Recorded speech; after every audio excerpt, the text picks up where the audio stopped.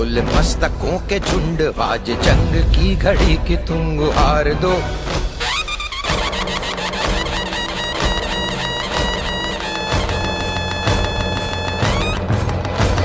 आरंभ है प्रचंड, बोल मस्तकों के झुंड, आज जंग की घड़ी की तुम गुहार दो।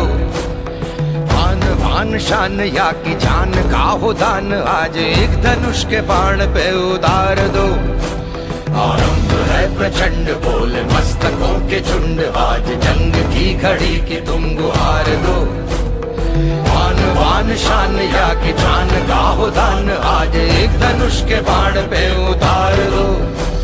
आरंभ है प्रचंड। तो इस वक्त आप देख रहे हैं हमारी स्क्रीन पर द ग्रेट हिमालयन पर्वत को धौलाधार रेंज है। ये विश्व का सबसे ऊंचा पर्वत श्रृंखला और ये हम हैं।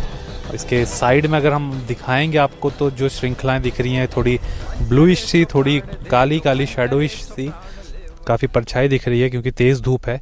ये मंडी की श्रृंखलाएं हैं और ये पूरी की पूरी जो श्रृंखला दिख रही है आपको, ये मंडी की बेल्ट यहाँ से स्टार्ट हो जाती है।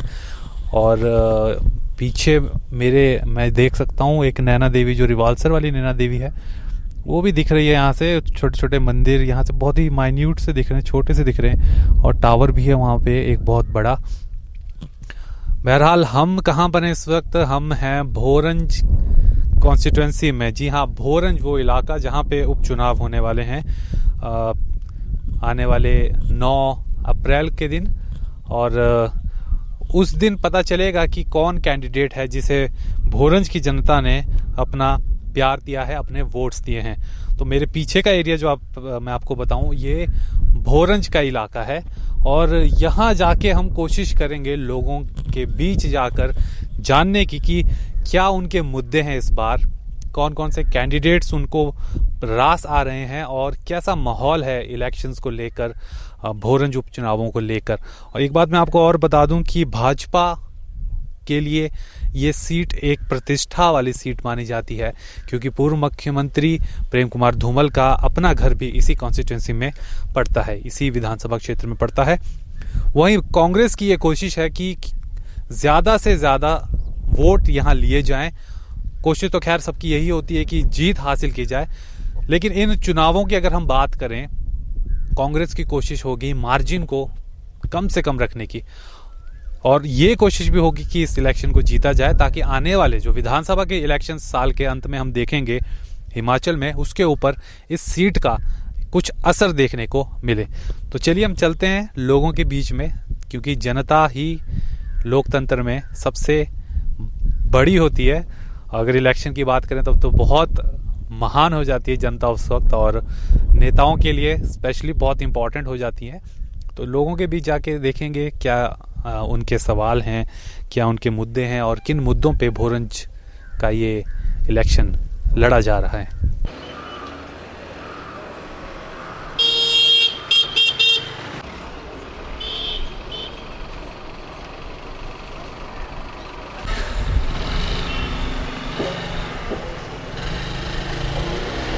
चलिए चलते चलते टिक्कर खत्रियाँ पहुंच गए हम, और टिक्कर खत्रियाँ में हम चलते चलते राय पूछ रहे हैं लोगों की। हमारे साथ एक वरिष्ठ नागरिक हैं यहाँ पर। सर ये बताइए क्या लग रहा है, क्या माहौल है इसमें चुनावों को लेकर भोरंज में? भोरंज में जो मैं बता रहा हूँ, यहाँ लोग ज़्यादातर बीजेपी माइंडेड हैं, लेकिन बीजेपी वाले खुद कह रहे हैं अब कि जब उनका बाप रहा 6 टर्म लगा दी उसने, तो उसको लड़के को टिकट देने की क्या जरूरत थी। अच्छा, मतलब थोड़ा सा बीजेपी का गढ़ होते हुए भी उनके बीच में भाजपा के जो सपोर्टर्स हैं उनके बीच में ये सवाल हैं। पवन के साथ चले गए, कुछ लोग साइलेंट हैं। अब ये देख रहे हैं कि जीतने वाले को पहली बार एक लेडी को टिकट मिला है, तो लेडीज उस तरफ ज़्यादा अट्रैक्ट हो रही हैं। महिलाओं को झुकाव महिला की तरफ। आज दिन तक जब भी मेवा में हुआ पहली बार टिकट मिला किसी औरत को। अच्छा, और तो कुदरती जो लेडीज हैं उनका झुकाव उनकी तरफ है। और क्या लगता है आपको यहाँ के स्थानीय मुद्दे क्या हैं? आप क्या चाहते हैं, जो आपका प्रतिनिधि हो वो क्या चीज़ करे आपके क्षेत्र के लिए? काम तो मैक्सिमम हुए बीजेपी टाइम में भी, कांग्रेस में भी। बीजेपी में टाइम में ज़्यादा हुए। यहाँ हमारे जो जरूरी चीज़ें थी, जैसे आयुर्वेदिक डिस्पेंसरी है, या वेटरनरी डिस्पेंसरी है, हाँ जी, या फिर बैंक है, हाँ जी, सीनियर सेकेंडरी स्कूल है, हाँ जी। ये सारी चीज़ें हैं। काम हुए मतलब कोई यहाँ पे और हुए यहाँ तो कोई नहीं। बाकी आपको लगता हो यहाँ का कोई प्रमुख मुद्दा हो कोई आपको, तो क्या क्या लगता है? हमारा प्रमुख मुद्दा है जो आयुर्वेदिक डिस्पेंसरी दी है, यहाँ से हॉस्पिटल दूर है। हाँ, हम चाहते हैं यहाँ कम से कम मतलब कोई डॉक्टर बैठे और बेड की भी व्यवस्था हो। अच्छा, बेड की व्यवस्था हो। चलिए महिलाएं, अच्छा अच्छा ठीक है जी, बहुत बहुत शुक्रिया। महिलाएं भी हमारे साथ यहाँ पर, महिला भी वोट देती हैं। और आप बताइए क्या लग रहा है आपको? हमने कुछ नहीं बोलना। नहीं मतलब क्या आपको क्या लग रहा है कि कौन आप नहीं महिला एक बार इस बार महिला खड़ी हैं, आप खुद महिला हैं, तो आपको क्या लगता है? नहीं इतना डर किस बात का होता है आपको? कुछ नहीं है, डर पर नहीं बोलेंगे। नहीं फिर भी ऐसा किस, मैं आपसे ये नहीं पूछ रहा हूँ कौन जीतेगा, किसको वोट देंगे, मैं पूछ रहा हूँ, मैं मुद्दे पूछ रहा हूँ कि मुद्दा क्या है आपको? कोई बात नहीं, हमने बोलेंगे भैया, कुछ नहीं बोलेंगे।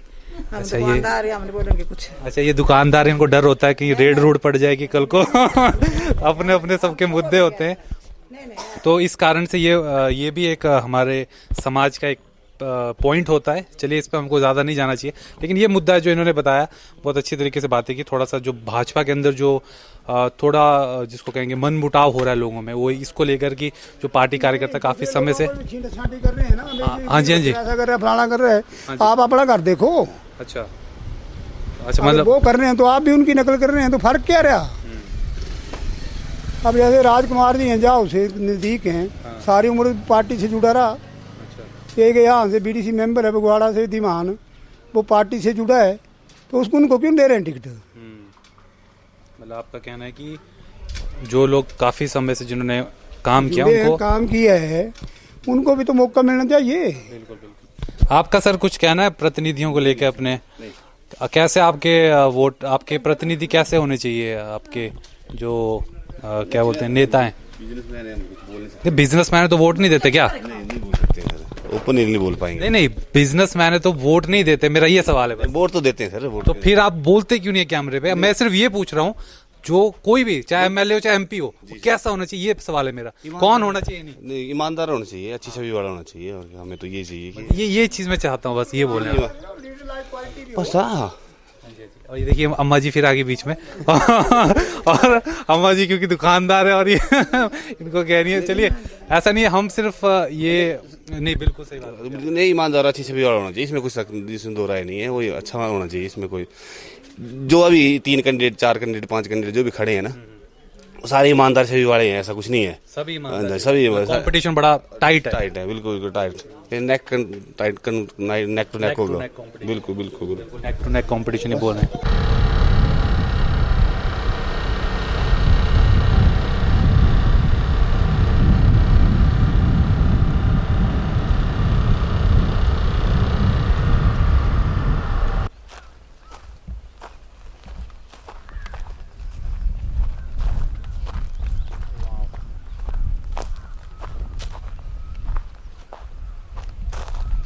पहाड़ के नीचे मेरा घर है।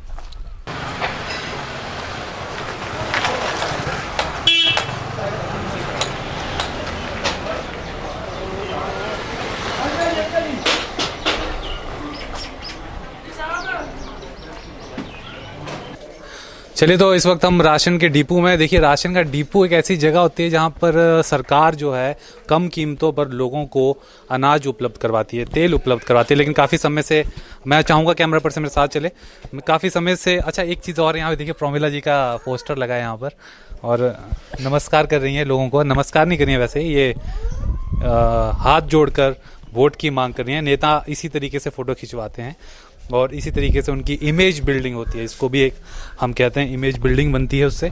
और यहाँ पे देखिए डिपो के अंदर पूरा बोरियां रखी हुई हैं, और डिपो की संचालिका मैडम भी यहाँ पे। मैडम क्या क्या दे रही हैं आप लोगों को आज? जो पीछे से आता है सरकार देती है वो हम देते हैं यहाँ पे। जैसे 3 प्रकार की दालें दे जाती हैं, चावल, चीनी, आटा वगैरह वगैरह सब दे। अच्छा, अभी कुछ समय से कुछ चीजें नहीं आ रही है ना डिपो में, क्या कौन कौन सी चीजों का अभाव है? वो आटा नहीं आ रहा है अभी तो। अभी आटा नहीं आ रहा है, अगले महीने से शुरू हो जाएगी सप्लाई इसकी। अच्छा, हाँ जी। तो अगले, तो आपको लगता नहीं है भोरंज के पॉइंट ऑफ व्यू से देखे तो आटा नहीं आ रहा थोड़ा सा यहाँ, क्योंकि इलेक्शन का टाइम है तो लोग ये कुछ आपसे वो भी बोल शिकायत भी करते होंगे क्या करते हैं सरकार एक एड़ा तेड़ा। नहीं, जब उन्होंने बोला है ना कि अगले महीने से आ रहा है तो फिर वो तो आएगा ही आएगा ना, इसमें कोई ये नहीं है। अगले महीने से आएगा। चलिए यहाँ और भी लोग भी हमारे साथ, और कैमरा देख के थोड़ा अनकंफर्टेबल हो जाते हैं। और यहाँ देखिए पूरा, यहाँ दिखाएंगे आपको ये आटे दाल। अच्छा ये चावल है, कितने चावल दे दिए सुबह से? 24 किलो पर का राशन कार्ड जी। अच्छा। और इलेक्शन का क्या लग रहा है आपको?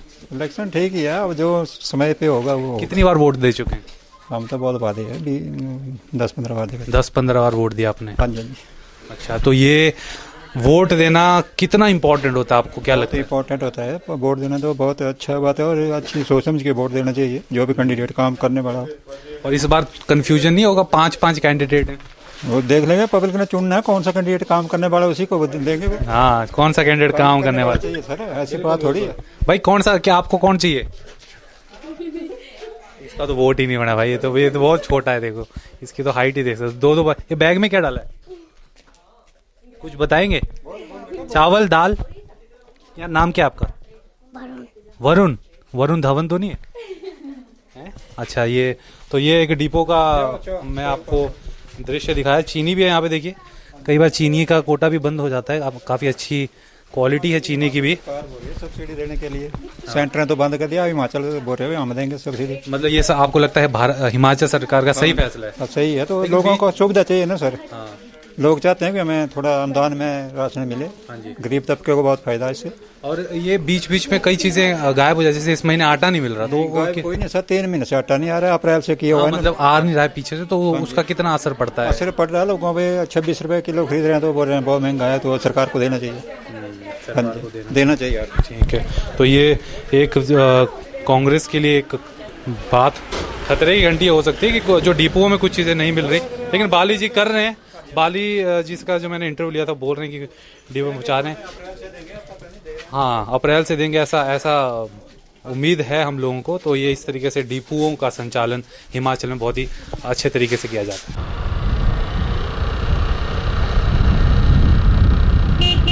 चलिए, प्रकाश चंद जी मिल गए हमको, और ये बहुत ही खूबसूरत दुकान है इनकी, कपड़े सिलाई करने का आपका बिजनेस है? नहीं। हाँ जी। और कितने सालों से कर रहे हैं ये यहाँ पर कि वैसे यहाँ पर तो 12 साल हो गए। 12 साल हो गए आपको यहाँ पे। और वैसे कब से कर रहे हैं? वैसे तो कर रहे हैं कोई 35 साल से। अच्छा, वोट आपका कहाँ का है?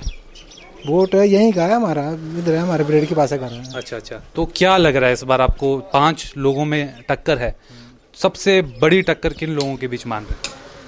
टक्कर तो वो होती है जो कुछ करने योग्य हो आदमी हो। टक्कर किस चीज़ की? टक्कर तो हम तो मानते नहीं टक्कर किसी की होगी, क्योंकि भारतीय जनता पार्टी में भी वैसे ही आदमी है।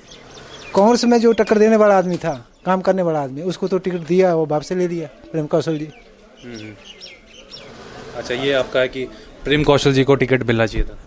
उनको टिकट मिलना चाहिए था। अच्छा, बाकी आपका क्या किस तरीके का होना चाहिए कि आपके जो कैंडिडेट है, जो चुन के आते हैं प्रतिनिधि, कैसा होना चाहिए उनको बिल्कुल साफ सुथरा होना चाहिए। यह आजकल मैक्सिमम जो है वो करप्ट आदमी आ रहे हैं सामने, कोई सही आदमी नहीं आ रहा है। जो सही आदमी उनको टिकट देते ही नहीं पार्टी में। ऐसा क्यों होता है, आपको क्या लगता है कारण? ऐसा होता है, पैसे वाले को टिकट दी जाती है, मजदूर आदमी को टिकट नहीं दी जाती। जो लायक आदमी है, समझदार आदमी है, जो काम करना चाहता है, देश की सेवा करना चाहता है, उसे टिकट दिया नहीं जाता। तो अभी अगर आपके जनप्रतिनिधि आपको देख रहे होंगे, जो कि उम्मीदवार हैं, अगर आपको टीवी पे, उनके लिए क्या मैसेज देना चाहेंगे? जनता के लिए तो हम नहीं मैसेज आपसे मांगे, क्योंकि जनता ने वोट देना है, तो और जो उम्मीदवार हैं, जो खड़े हैं, अगर उनके लिए क्या मैसेज देना चाहेंगे आप? उनके लिए क्या कहेंगे? कहने जो है ही कोई बात नहीं है, इनको कहेंगे क्या? कह के तो पब्लिक थक गई है इनको। अब तो यह है कि अब पैसे की राजनीति है। कोई लायक आदमी जो देश सेवा का हमें कोई दिखाई नहीं दे रहा, कोई देश की सेवा करना चाहता है, जो पब्लिक की सेवा करना चाहता है। आज बिना गाड़ी से आता है, कल गाड़ी कोठी में घूमता है। ये मुद्दा है, मतलब कि सत्ता को एक कमाने का जरिया बना लिया आज की तारीख। कमाने का जरिया बस, और कुछ नहीं है। पब्लिक सेवा बिल्कुल नहीं है। आज देखो, आरडी अंत्योदय इसको बंद ही होना चाहिए, क्योंकि जिस आदमी को आरडी अंत्योदय बीच होना चाहिए था, वो बिल्कुल नहीं है। जिसका घर बनना चाहिए, उसको घर नहीं है।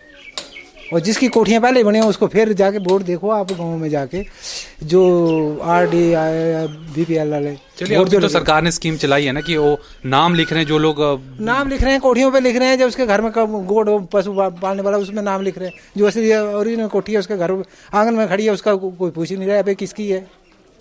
वो तो गलत बात है। हाँ, मतलब सरकारों की ये समस्या, देखिए ये बहुत अच्छा इन्होंने पॉइंट उठाया कि कई बार हम लोग इम्प्लीमेंटेशन को लेकर इम्प्लीमेंटेशन नहीं होती है। इस पर ध्यान देना चाहिए, समझ रहे हैं ना बात को, कि गरीब आदमी तक पैसा क्यों नहीं पहुंच रहा। गरीब आदमी जो आना चाहिए, जिसको जरूरत है उसको चीज़ मिलती नहीं है। चाहे आप कहीं चल जाओ, चाहे यहाँ चल जाओ, जब वहाँ चल जाओ, किसी भी कहाँ भी जाओ, रिश्वत पैसा चाहिए बस इन लोगों को। और आपका स्थानीय मुद्दा अगर मैं आपसे पूछूं, यहाँ के अपने एरिया के पॉइंट ऑफ व्यू से आप क्या कहेंगे, जहाँ आपके घर हैं, क्या कहेंगे, क्या होना चाहिए वहाँ पे? कुछ कमी आपको लगती है किसी भी जगह? एक हो तो आप तो बताएं, कमियाँ कहीं हैं। अब जहाँ सरकारी बस चाहिए वहाँ सरकारी बस नहीं मिलती। जहाँ पानी की व्यवस्था बिल्कुल सही नहीं है, पानी आ नहीं रहा है, लोग पब्लिक तंग है। जिसमें पानी आता है नलकों में, तब आप देखें तो लेडीज़ की भीड़ लगी होती है, एक एक बाल्टी के लिए मैं झगड़ा करती हैं। यानी कि सरकार इस तरफ कोई ध्यान नहीं दे रही पब्लिक के लिए, बस अपने नोट कमाने के चक्कर में है बस। सर, नोट कमाने के चक्कर में ये कहना था, एक यहाँ पे अपना बिजनेस चलाते हैं। और ये देखिए, ये एक बहुत बड़ा, एक मैं कहूँगा राजनीतिक दलों के साथ लोगों का जो तालमेल है, उसका जो एक गैप है वो बढ़ता जा रहा है। और ये जिम्मेदारी हमारे नेताओं की बनती है, हमारे हुक्मरानों की बनती है कि वो उस गैप को कम करने के लिए प्रयास करें। खैर, आज की तारीख में राजनीति काफ़ी चेंज भी हो रही है, काफ़ी नए नए एक्सपेरिमेंट हम देख रहे हैं।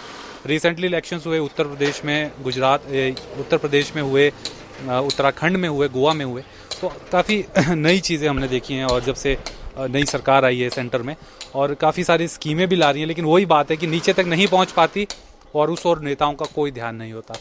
एक के बाद एक इलेक्शन, बस इलेक्शन एक खत्म, दूसरे इलेक्शन की तैयारी।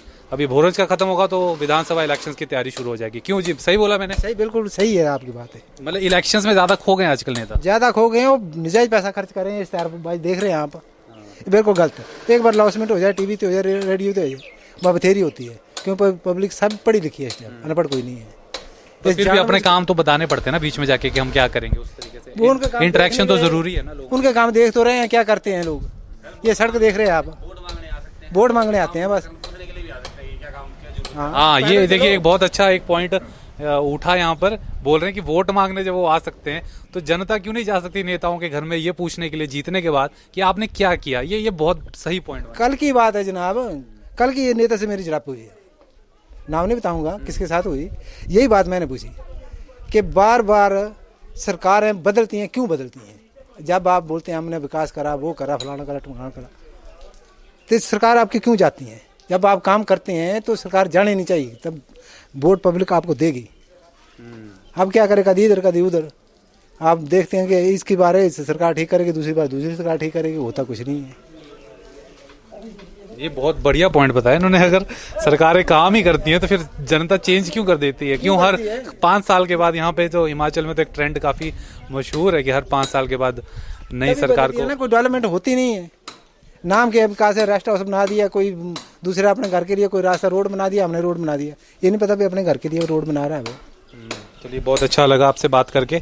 अब आगे जानेंगे कुछ लोगों की राय यहाँ पर, और ये हालात है हमारे। और ये देखिए यहाँ पे हमको कुछ बच्चे भी दिख रहे हैं, ये भी एक भारत का एक चेहरा अगर मैं चाहूँ कैमरा पर्सन को। और मुझे लगता नहीं कि स्कूल भी जाते होंगे जिस तरीके से इनका। और ये प्रवासी जो आते हैं यहाँ पर काम करने, उनका है उनके स्टेट्स के हालात देखें तो हिमाचल फिर भी काफ़ी, हमारा स्टेट जो है हमारे लोगों की मेहनत के कारण काफ़ी ऊपर है। नेताओं ने भी मेहनत की है, मानता हूँ मैं इस चीज़ को, क्योंकि लेकिन जो मेहनत लोगों ने की वो काफ़ी ऊपर है। और हर जिस भी राज्य का ये एक आमतौर पे देखना है, जिस राज्य में जितनी ज़्यादा राजनीति होती है उस राज्य के उतने बुरे हालात हैं। उत्तर प्रदेश ले लो चाहे बिहार ले लो, और वहीं से ये प्रवासी आते हैं और काम करने के लिए, पेट भरने के लिए।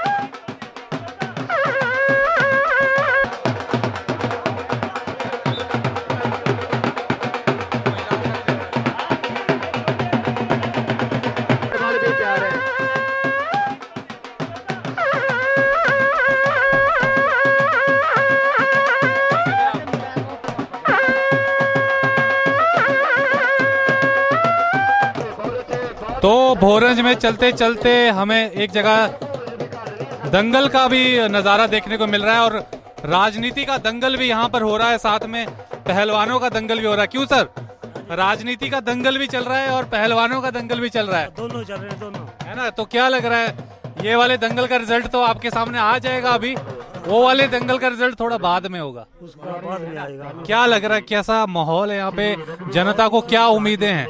थोड़ा बीजेपी का माहौल है, अच्छा ज्यादा करके तो बीजेपी का माहौल है। तो आप क्या उम्मीद करते हैं और क्या मुद्दे हैं यहाँ के, क्षेत्र की बात करें तो क्या मुद्दे हैं लोगों के? अनिल धीमान जो है वो ही जीतेंगे यहाँ से। अच्छा, मुद्दे क्या हैं लोगों के, आपके क्या अपने क्या मुद्दे हैं? हमारे तो मुद्दे है कि हमारा वो एजुकेशन का आदमी था आईडी धीमान जो एक्सपायर हो चुका है, तो उसके लड़के ने कहा कि हम उनके सिद्धांतों के ऊपर चलेंगे। अच्छा, हाँ, तो मुद्दे है सिद्धांत उनके अपनाएंगे और अच्छे काम करेंगे, अच्छे काम करेंगे। अच्छा, आप क्या कहेंगे सर, इलेक्शन के बारे में क्या कहेंगे? अभी तो साहब तो नवा कोई पता लगेगा। आपका वोट कौन से ब्लॉक का है? यही ब्लॉक है हमारा। अच्छा, और क्या उम्मीद कर रहे हैं आप अपने उम्मीदवारों से? जैसे बीजेपी की ठीक है। अरे अच्छा, भाजपा में तो जो रुष्ट हो गए हैं पवन जी। पवन तो वैसे वोट तोड़ेगा, ऐसी ही बात है। कितने? वो 2-3 हजार लेगा, वो कितने लेगा, वो इससे ज्यादा नहीं लेगा। 2-3 वोट तो मिलेंगे नहीं उसको, पार्टी के वोट तो मिलेंगे नहीं उसको। नहीं, आपको क्या लगता है, दोनों तरफ, क्योंकि थोड़ा बीजेपी कांग्रेस आप क्या कह रहे हैं, बीजेपी कांग्रेस है कि जो निर्दलीय खड़े हो गए हैं उनका भी है? उनका कुछ नहीं है, उनका कुछ नहीं है। आप क्या कहेंगे?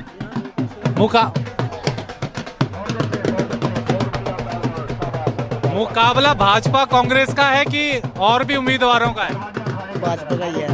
हाँ जी, भाजपा का ही है, और उम्मीदवारों में तो मुश्किल ही होगा। अच्छा, तो ये देखिए सपोर्टर्स, यहाँ आवाज काफी ज्यादा है इसलिए हमको बहुत जोर लगाना पड़ रहा है बोलने के लिए यहाँ पे, क्योंकि ढोल नगाड़े बज रहे हैं। चलिए और चलते हैं, ऊपर भी लोग हैं, वहाँ भी चलते हैं, थोड़ा पूछते हैं उनका क्या कहना है इलेक्शंस के बारे में।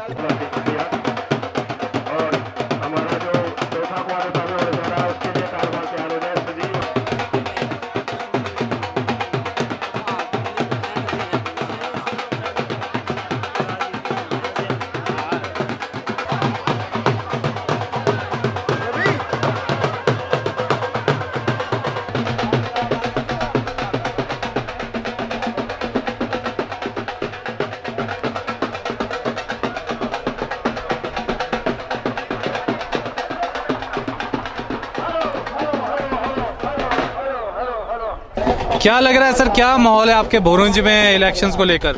बीजेपी जो वो विनर होगी। अच्छा, काफी बहुत मौतों से, मतलब कम से कम 20-25 हजार से जो है वो धीमान का लड़का जो है वो विनर रहेगा। क्या कारण है लोगों का जो अनिल धीमान है उनके पीछे जाने का? उन्होंने इसलिए क्योंकि जो एरिया का काम है बहुत अच्छा कराया उन्होंने, सड़क पानी उन्होंने नहीं करवाया, उनके पिताजी ने करवाया। उनके पिताजी ने, तो वो भी यही चाहते हैं कि मैं पब्लिक की सेवा करूं। अच्छा, पब्लिक की सेवा करने से क्या है कि जो भी काम है वो हम डट कर करेंगे। अभी तक उनको देखा गया कभी इस क्षेत्र में, मतलब कि राजनीति के क्षेत्र में कभी उनको टेस्ट किया है लोगों ने पहले भी कि वो कैसा काम कर सकते हैं, या समाज सेवा के क्षेत्र में?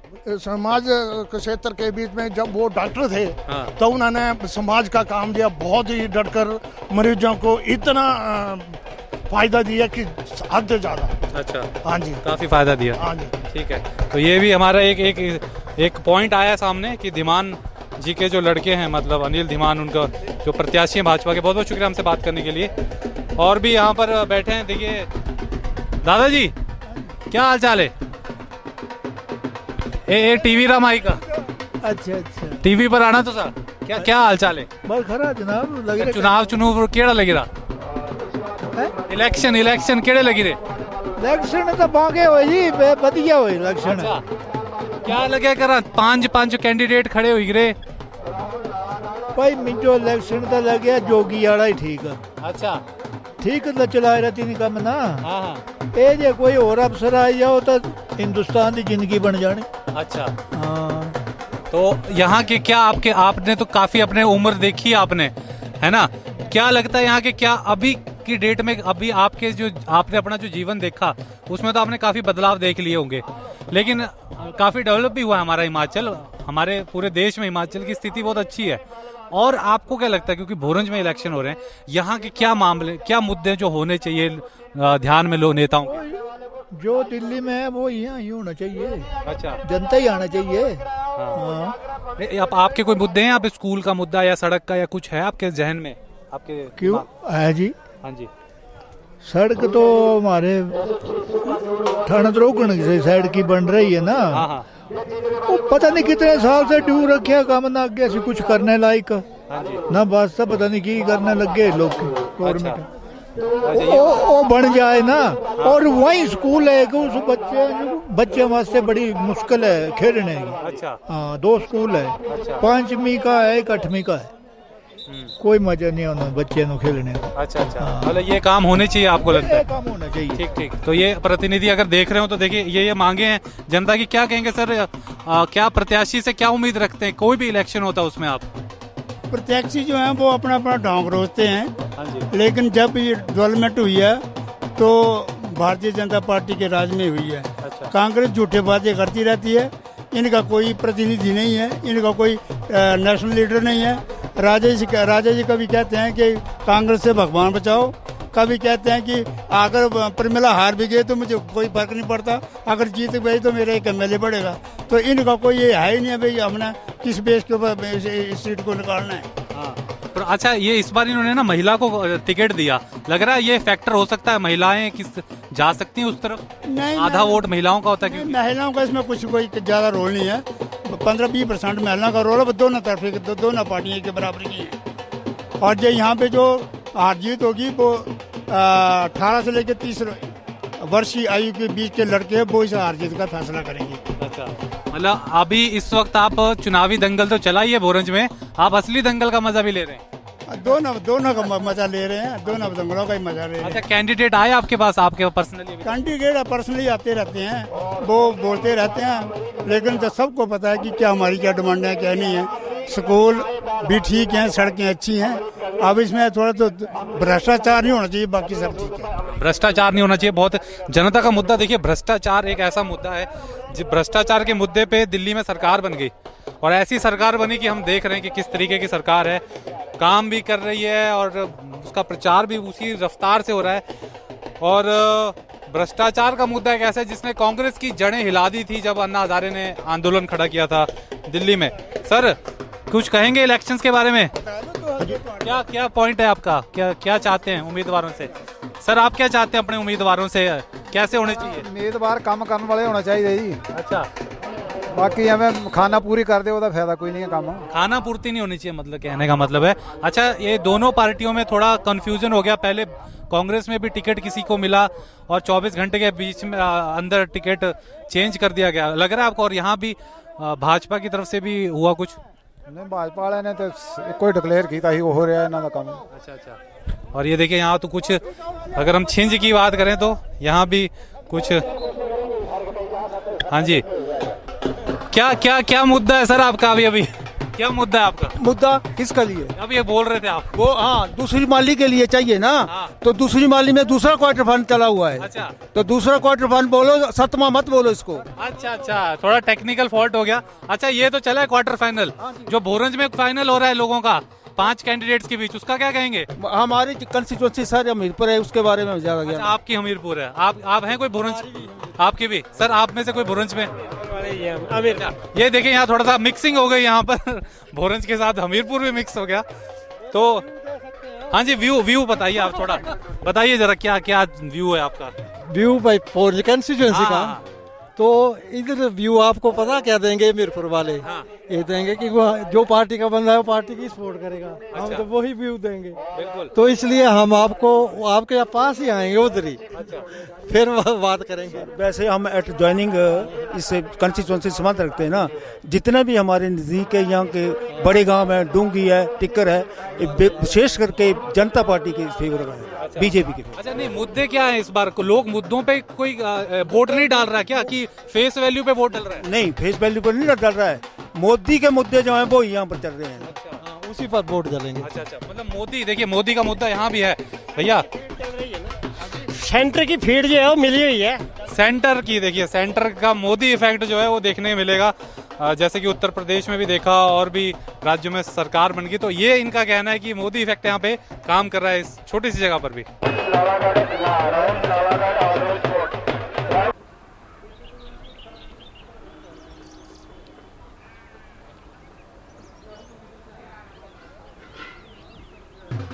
तो जो छिंज होती है, दंगल होते हैं, उसमें जलेबी और पकौड़े का भी अपना एक अलग मजा है।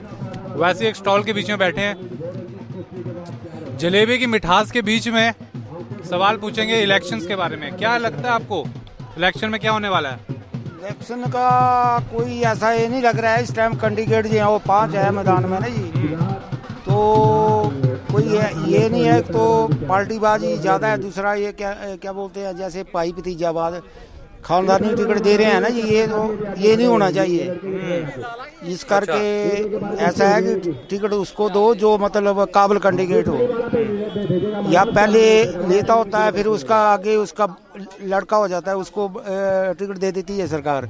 ये ना हो, जो मतलब कैंडिडेट हो तो उसको मतलब टिकट देना चाहिए। भाई भतीजावाद नहीं होना चाहिए, ये कहना था इनका। आप क्या कहेंगे कि क्या माहौल लग रहा है आपको इस वक्त भोरंज विधानसभा क्षेत्र का? मुझे तो ऐसा लग रहा है कि जैसे मोदी लहर लग रही है और कमल के फूल को समर्थन करना चाहिए और गवर्नमेंट जो है बीजेपी आना चाहिए। तो ये कमल के समर्थक थे और ये यहाँ पर इन्होंने कहा परिवारवाद नहीं होना चाहिए। जिस तरीके का जो कैंडिडेट काबिल है वो मतलब मैदान में उसको पार्टी टिकट दे है, अच्छा, तो वो बनना चाहिए। ये तो खानदानी बना रहते हैं। अच्छा, कितना बिजनेस कर लिया आज आपने? बिजनेस तो मंदा है आजकल, बिजनेस ऐसे ही है। ये लगा लो अभी 200-400 रुपए की सेल हुई है, बाकी तो ऐसे ही है। जलेबी वगैरह कम खा रहे हैं क्योंकि आजकल मरीज हैं शुगर के ज्यादा है ना, इस करके मीठा कम खा रहे हैं। पकौड़े माड़े मोटे लग भी जाते हैं। अच्छा, हाँ जी, ये है। पकौड़े लग जाते हैं, जलेबी कम खा रहे हैं, शुगर के मरीज बढ़ गए। और चीनी भी एक इलेक्शन का एक बड़ा पॉइंट रहता है कई बार। अच्छा, वापस सर से पूछेंगे। अच्छा, ये नोटबंदी का कुछ असर हुआ था आपके ऊपर? बड़े लोग बोलते हैं हमारे ऊपर कोई असर नहीं हुआ है। हम जो है हमारा जो काम चले रहे, ये होगा तो कोई बड़े पैसे वालों को, काले पैसे वालों को होगा, छोटे आदमी को कोई इसका फर्क नहीं है। और ये काले धन वालों को फर्क होगा इसका। काले धन वालों को फर्क हुआ था। अच्छा, तो ये है यहाँ का माहौल, ये कहना है। चलो, तो ये देखिए अपना व्यापार करने बीच में राजनीतिक पकड़ भी रखते हैं और ये बहुत अच्छी बात है। राजनीति पकड़ होगी तभी हम जज कर पाएंगे अपने प्रत्याशियों को। अच्छा, वैसे मैं पूछूं आपसे, कैसा आप आइडल प्रत्याशी किसको मानते हैं? आदर्श आपका एमएलए या एमपी कैसा होना चाहिए? वैसा तो कोई भी नहीं है ना, ऐसे आजकल तो वादे कर देते हैं, बाद में योगी की तरह। ये देखिए यहाँ से योगी की तरह एक भाई साहब हैं, योगी आदित्यनाथ के फैन भी मिल गए हमको बीच में। और अच्छा, आप बताइए क्या कह रहे हैं आप? योगी किसी के ड्रेस के ऊपर हमको वोट देना चाहिए, उसकी काबिलियत पे देना चाहिए? काबिलियत, योगी और मोदी एक ऐसे शख्सियत है जो इंडिया को चांद के ऊपर ले जा सकते हैं। अच्छा, आप बताइए आपका वोट भोरंज में है? भोरंज में है। अच्छा, भोरंज का क्या लग रहा है आपको? भाजपा में तो एक कैंडिडेट को टिकट नहीं मिला तो उन्होंने अपना इंडिपेंडेंट, लग रहा है आपको उसका थोड़ा वो मिल सकता है? कुछ नहीं हो पाएगा उसका। धूमल जी के जो कैंडिडेट खड़ा किया हुआ है अनिल दीवान जी, उनको वोट देंगे। वो ऐसी कोई फर्क नहीं पड़ने वाला और वो विजयी रहेंगे, बहुत सारे मतलब से विजयी रहेंगे। और आज ही मैं ये ऐलान करता हूँ कि 9 तारीख को महादंगल होगा भोरंज में और 13 तारीख को इसका परिणाम जो है आएगा। चलिए, ये भाजपा के सपोर्टर समर्थक निकले। अनिल दीवान को वोट देने का बात करें तो ये इस तरीके का। बहुत बहुत शुक्रिया हमसे बात करने के लिए आप सभी का, थैंक यू।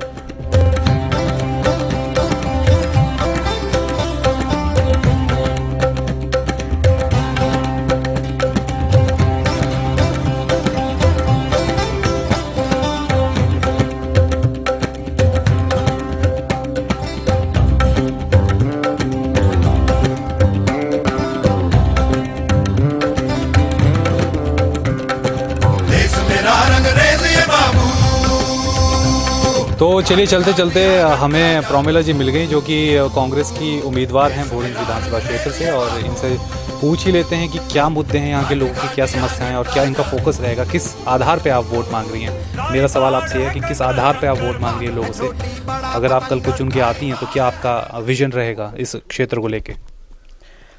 पहले तो भोरंज विधानसभा क्षेत्र के सभी निवासियों को मेरा कोटि कोटि नमन।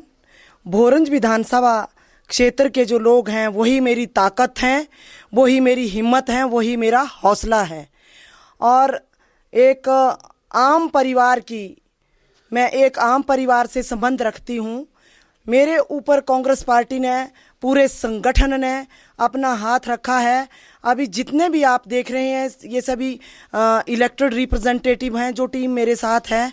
और संगठन चाहे महिला संगठन है, चाहे डीसीसी है, सारा संगठन इस वक्त कांग्रेस पार्टी का मेरा साथ दे रहा है। और मेन बहुत सी समस्याएं लोगों की यहाँ देखने को मिल रही हैं, चाहे वो सड़क का मुद्दा हो, चाहे ये जो टिक्कर पंचायत में हम गए थे वहाँ रास्ते की भी समस्याएं आई सामने, सड़क की समस्याएं आई सामने। और जहाँ तक ग्रास रूट का सवाल है तो कई ऐसी वृद्ध महिलाएं हैं जिनको पेंशन की भी यहाँ पर के नहीं लगी है, वो भी देखने में आया है। यदि मुझे भोरंज विधानसभा क्षेत्र की जनता मौका देती है तो मैं सारी समस्याओं को निपटाने के लिए जो है वो तत्पर रहूंगी। और कोई आपका डेवलपमेंट को लेके प्लान किया? ऑलरेडी यहाँ पे हम देख रहे हैं कि घर अच्छे पक्के घर हैं लोगों के, और काफ़ी शानदार घर बनाए इस इलाके में भी। तो कुछ आपको लगता है कि डेवलपमेंट के पॉइंट ऑफ व्यू से भी कुछ कमियां, जैसे कि ये सड़क हम देख रहे हैं कि ये तो कच्ची है बिल्कुल, तो ये ऐसा विजन है आपका आगे चल के कि सड़कें पूरी पक्की करवाई जाएं, घर जिनके कच्चे मकान हैं उनको प्राथमिकता के आधार पर और समय के हिसाब से 4 महीने 5 अगले चुनाव को मात्र बच रहे हैं। कोड ऑफ कंडक्ट से पहले की मैं बात कर रही हूँ। मुझे समय चाहिए। मुझे भोरंज विधानसभा क्षेत्र की जनता यदि 5 साल का समय देती है तो मैंने आपको पहले ही कह दिया कि यहाँ सड़कों की बहुत दिक्कत है। और जहाँ तक मकान कच्चे और पक्के की बात है, मकान कच्चे और पक्के जो यहाँ के बसिंदे हैं उनकी अपनी हिम्मत की बात है, मेहनत की बात है। लेकिन जहाँ तक विकास का प्रश्न है, जैसे अभी टिक्कर पंचायत में पीएचसी नहीं है, लोगों को या भोरंज में जाना पड़ता है या टौनी देवी में जाना पड़ता है। तो अभी तो हम कोई ऐसा वायदा नहीं कर रहे हैं क्योंकि कोड ऑफ कंडक्ट में तो नहीं है, लेकिन मेरी नज़र में ये है कि मैं विकास के तौर पे कुछ करना चाहती हूँ, मेरे दिल में ये बात है। और जहाँ तक महिलाओं का सवाल आपने मेरे से पूछा है, महिलाओं को एक बढ़िया मंच दिया जाएगा यदि भोरंज विधानसभा क्षेत्र की जनता जो है वो मुझे जीत के आगे करती है। और मेरा मेन फोकस रहेगा नौजवान साथियों की, युवाओं की, जो बेरोजगार लोग हैं उनके ऊपर भी मेन रहेगा, क्योंकि सरकार ने अभी हाल ही में बेरोजगारी भत्ते को लेकर जो है वो बेरोजगारी भत्ता सैंक्शन किया है। तो हम लोग नौजवानों के लिए कोई प्लान कर रहे हैं, उनके मेरी प्राथमिकता रहेगी महिला और नौजवान साथी और बुजुर्ग और इलाके का विकास, ये मेरी प्राथमिकताएं हैं। आपके चुनावी प्रचार में बड़े बड़े नाम यहाँ पर आए हैं, मंत्री लोग आ रहे हैं, मुख्यमंत्री 2 बार आ चुके हैं, तो आपको पार्टी का क्या लग रहा है कि इतनी भारी संख्या में जो पूरा उन्होंने, वैसे मैंने बाली जी से सवाल पूछा था कि आपकी स्टार कैंपेनर कौन होगी, उन्होंने कहा था हमारी स्टार कैंपेनर सिर्फ प्रोमिला जी होंगी, लेकिन मुझे लगता नहीं है वैसा स्टार कैंपेनर आपके आ रहे हैं, शिमला से आ रहे हैं। तो ये सीट जो है कितनी इंपॉर्टेंट है, ना सिर्फ आपके लिए, कांग्रेस के लिए कितनी इंपॉर्टेंट है सीट, क्या समझते हैं आप? और कितनी भारी चुनौती आपको जो आपके विपक्ष में है उनसे? आपने बहुत सारे सवाल पूछ लिए, लेकिन मैं आपको ये बता देना चाहती हूँ कि मैं ग्रास रूट से निकली हूँ और मैं सेवा कर सकती हूँ। और जहाँ तक कैंपेन में प्रदेश सरकार के आना है वो मेरा सौभाग्य है, मैं सौभाग्यशाली हूँ कि सारे एकजुटता के साथ मेरी मदद कर रहे हैं। इससे आपको या सब लोगों को पता है कि पूरे कैबिनेट स्तर के लोग, माननीय मुख्यमंत्री जी, प्रदेश संगठन आदरणीय सुखविंदर सिंह सुक्खू जी, ये हम कांग्रेस पार्टी में इतना तो है मेरा कि मुझे सबका आशीर्वाद है और ऐसे ही आशीर्वाद बना रहेगा। सबसे ज्यादा आशीर्वाद मुझे भोरंज विधानसभा क्षेत्र की जनता देगी, यही मेरी असली ताकत। अभी लोगों का क्या रिस्पांस है? आप जा रही हैं प्रचार करने? बहुत अच्छा रिस्पांस है, प्यार से बात कर रहे हैं, बड़ा आनंद आ रहा है, बहुत खुश हूं मैं, मुझे सारे आशीर्वाद दे रहे हैं। I am highly thankful to you. अच्छा, आपको नहीं लगता कि काफी बड़ी चुनौती है आपके सामने, क्योंकि गढ़ माना जाता है भाजपा का, तो उस पॉइंट ऑफ व्यू से आप क्या सोच के चल रही हैं आगे? कुछ उसके लिए रणनीति बनाई है आपने कि इस बात का जो जवाब है वो भोरंज विधानसभा क्षेत्र की जनता देगी और मैं सेवा करने के लिए हाजिर हूँ। विपरीत परिस्थितियों में भी मुझे लोगों ने यहाँ से जिताया है, जो यहाँ का समीरपुर वार्ड जीता जागता उदाहरण है। बाकी आने वाले समय में जनता मुझे जिताएगी, मुझे पूर्ण विश्वास है, क्योंकि मैं काम करने में सक्षम हूँ।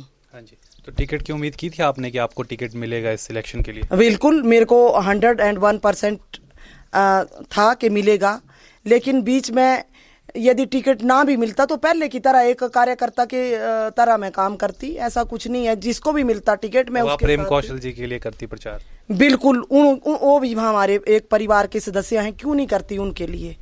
मैं तो पहले ही एक कार्यकर्ता के रूप में काम करती आई हूँ। अच्छा, उस दिन जब आपको वो जो पूरा एक इंसिडेंट हुआ कि पहले नाम किसी और का आ गया, प्रेम कौशल जी का आ गया, उसके बाद आपका नाम आया, उस वक्त आपने क्या सोचा था? उस वक्त मैं जनता के बीच थी, लोगों में प्रचार कर रही थी, नौजवान साथियों की टीम मेरे साथ थी और मुझे पता लगा कि उनको टिकट हो गया, फिर भी मैंने काम किया और मेरी टीम के लोग बोल रहे थे कि भाई टिकट कट गया। कोई बात नहीं, टिकट कट गया, जिंदगी थोड़ी कटी, जिंदगी अभी बहुत बाकी है, जिंदगी के अभी और इम्तिहान बाकी हैं।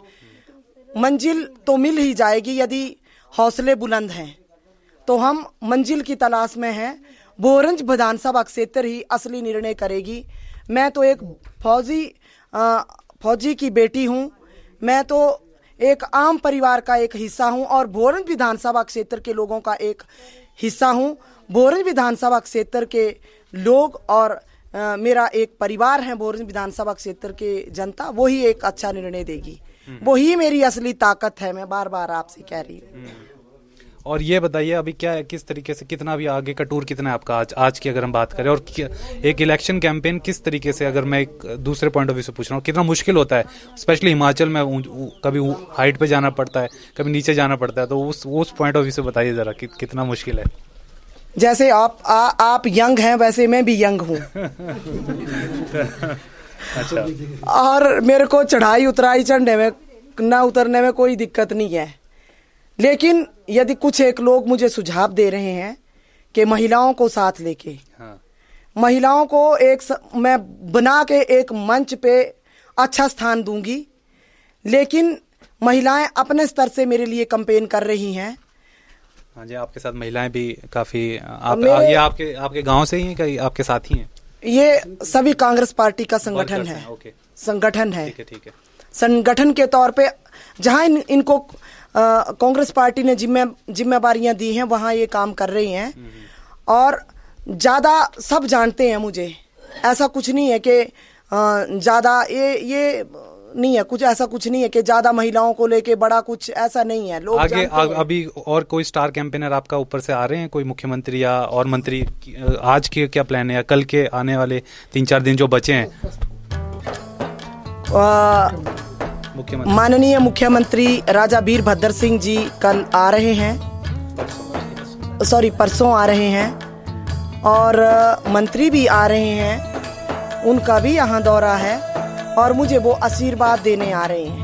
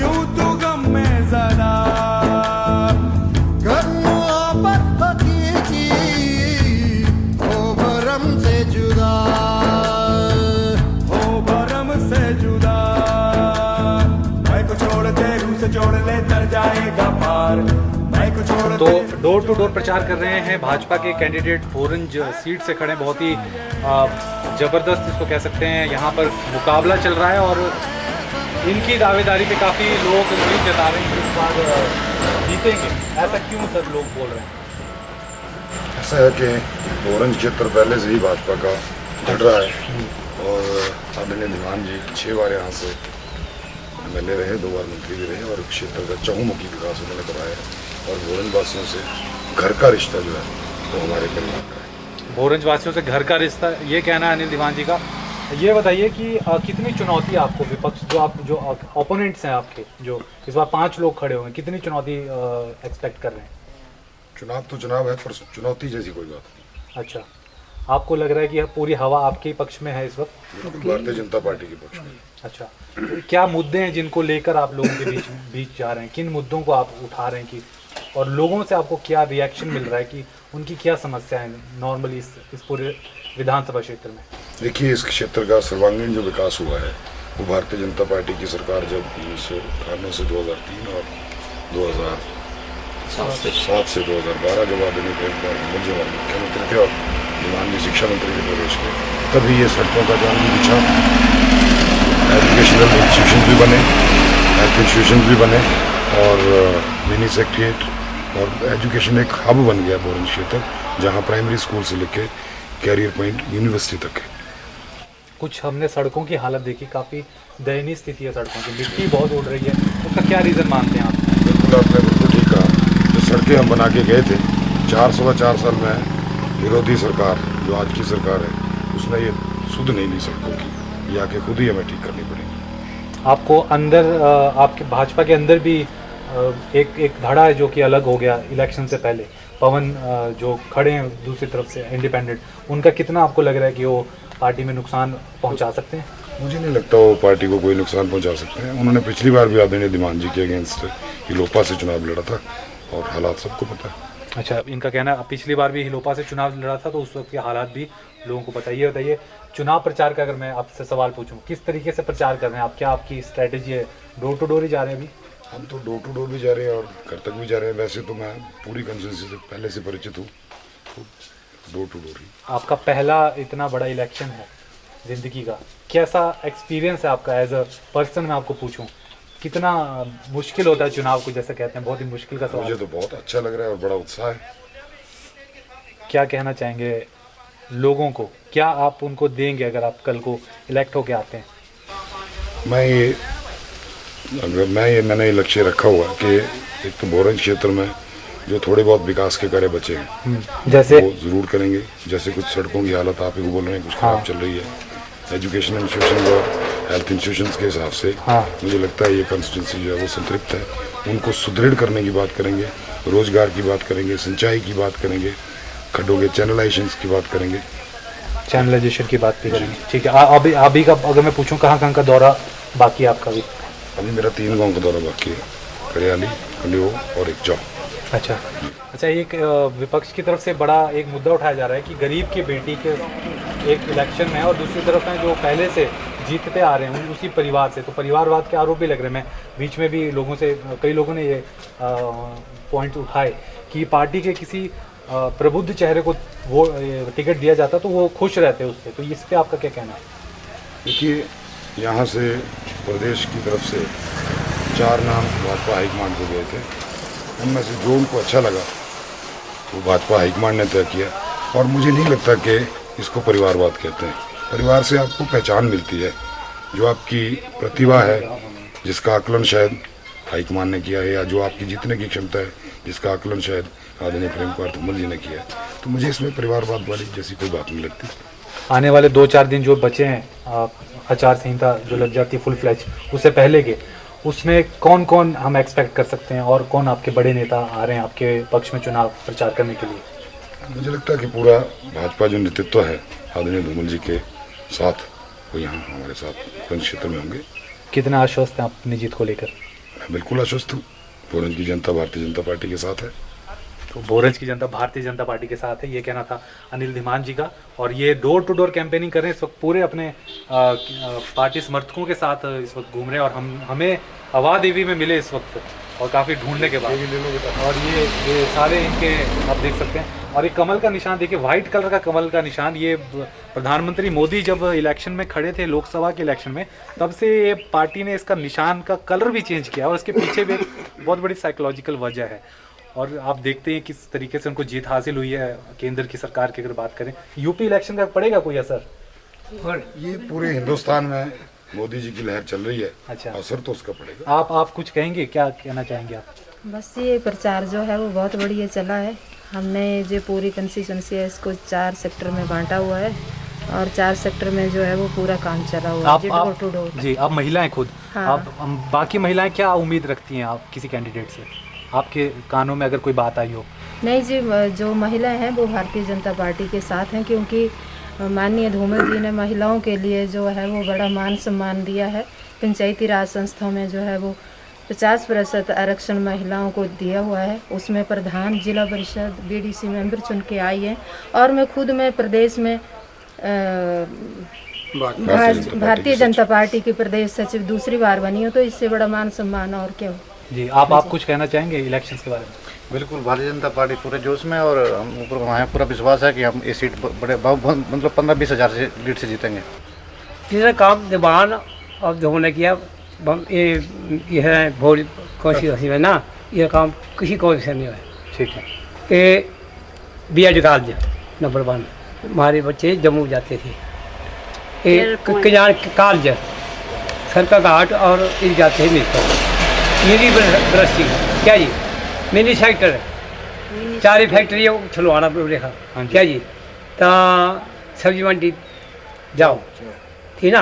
इतनी देन बच्चे हमारे, क्या जी। मैंने 98 सेंचुरी मारने वाले हैं आप। 2 फरवरी में 2 साल बाद सेंचुरी मारने वाले। अच्छा, और देखो ना, अच्छा, आप ये आपके साथ एक बात और ही ना नोट करना, अगर इलेक्शन में डॉक्टर साहब 20,000 वोट सबसे ज्यादा नहीं जीतेगा ना, तो भी जीतना तो है। अगर नहीं जीतेगा ना, तो उसी बात को रखा मैंने। ये तो पक्की बात है, क्या जी। ठीक है, ठीक है, बहुत अच्छी ऐसी ये चीज़ ना, ठीक है। चलिए, बहुत इनका जोश देखने लायक है। 98 साल की उम्र है, और सुबह से ये धीमान जी के साथ घूम रहे हैं। हाँ। और इलेक्शन प्रचार का, अच्छा, जो धीमान साहब के फादर साहब थे, जो पहले MLA थे यहाँ से, उनके साथ भी जाते थे आप कैंपेनिंग? बिल्कुल, जाओ 20 रुपये तक है बस। एक कॉन्स्टिट्यूंसी सियानपुर भी, क्या बात करे तो है, सियानपुर भी करना है, ये थोड़ी। हाँ, गुड्डू वकील या ना, ये भी हमारे रिश्तेदार है। ठीक है जी, कोई गौसा नहीं है, क्या जी, कोई गौसा नहीं है, जहाँ हमारे कोई ना कोई बंदा मिले, क्या जी। धन्यवाद।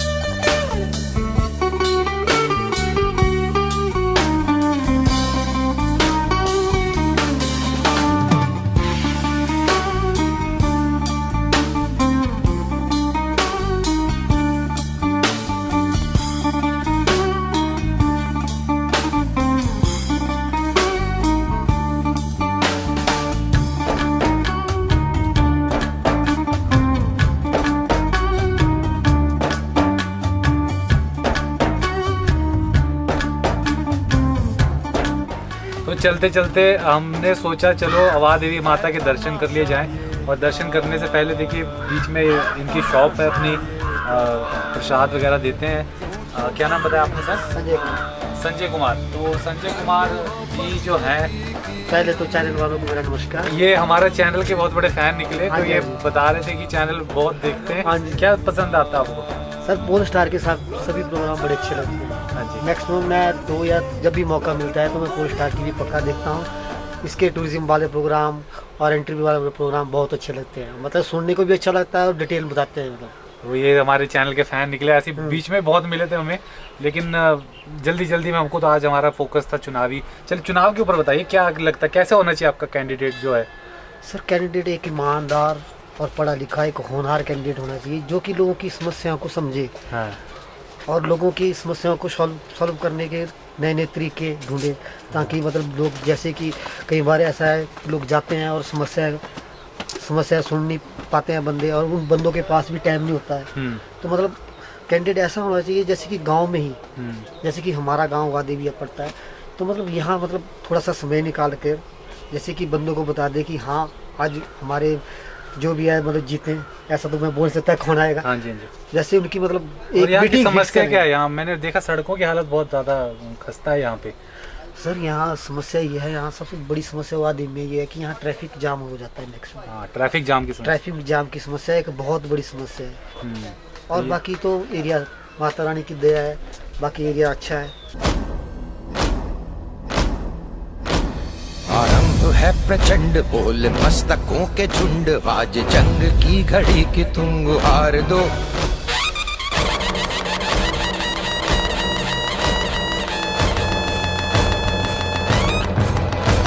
आरंभ है प्रचंड बोल मस्तकों के झुंड, आज जंग की घड़ी की तुम गुहार दो। भान शान या की जान का हो दान, आज एक धनुष के बाण पे उतार दो। आरंभ है प्रचंड बोल मस्तकों के झुंड, आज जंग की घड़ी की तुम गुहार दो।